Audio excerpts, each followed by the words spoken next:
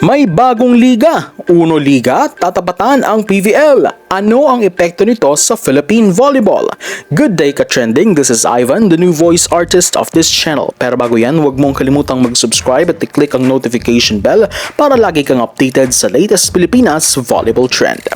Maugo nga nitong mga nakarang araw ang pagtatatag umano ng bagong Women's Volleyball Club League sa bansa. Ayon sa mga reports sa social media, tila magkakaroon ng bagong liga sa bansa na tatapat sa kaisa-isang Women's Professional Volleyball League sa Pilipinas na PVL.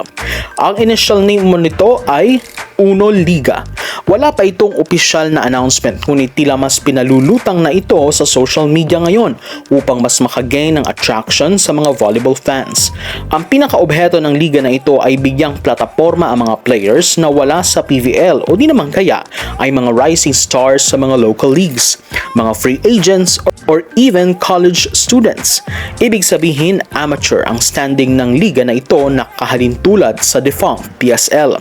Matatandaan natin na matagal naging magkaribal ang PSL at PVL noon in terms of popularity and TV ratings.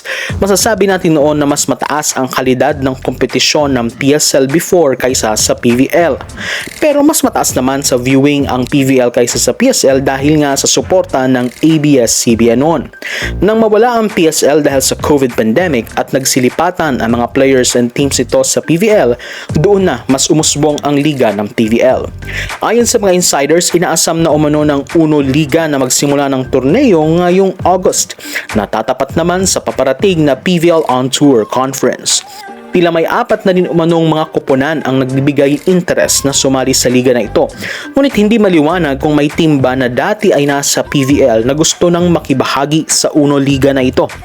Ayon rin sa mga nakakaalam, ang liga umano ay papatakbuhin ng ilang mga dating opisyal din ng PSL. Tila naging usap-usapan rin ang timing ng pagkakabuo nito dahil sa suspension ng PNVF at issue ng agency laban kay AVC President Pat Susara. Hindi malinaw kung magiging isa sa main backer rin ba ng Uno Liga si Susara. Pero ano nga ba ang epekto nito mga ka-V-Trends sa Philippine Volleyball? Well, una, tila mas pabor ang mga team sa format nito dahil hindi ito saklaw ng games and amusement sports. Kung hindi, sila magiging professional league.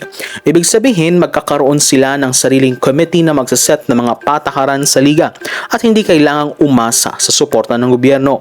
Ikalawa, maraming players and coaches ang mabibigyan nito ng trabaho, pati na rin ang mga fans na naghahanap ng iba pang flavor sa sport. Mabibigyan na rin nito ng platform ang mga companies na gusto pumasok sa mundo ng volleyball. Ngunit, walang kakayanan pumasok sa PVL. Dahil bagong liga pa lang ito, malaki ang chance na ang operating costs ng mga teams dito ay di hamak na mas mababa kumpara sa expenses ng mga PVL teams. Ngunit, on the contrary side, ang isang magiging negatibong epekto nito ay mahahati muli ang volleyball community kung mas pipiliin ba nila ang PVL o ang Uno Liga. Sa Amerika, dalawa rin ang Professional Volleyball League ng volleyball. Pero sa ekonomiya at katayuan ng Pilipinas, hindi tayo maaring gumaya sa US na kayang mag-manage ng 2 pro leagues in one sport. Kailangan natin na ikonsidera ang kakayanan ng bansa na masustain ang dalawang liga na ito dahil kung hindi, baka pareho itong lumubog at makaapekto ng malaki sa growth ng volleyball sa bansa.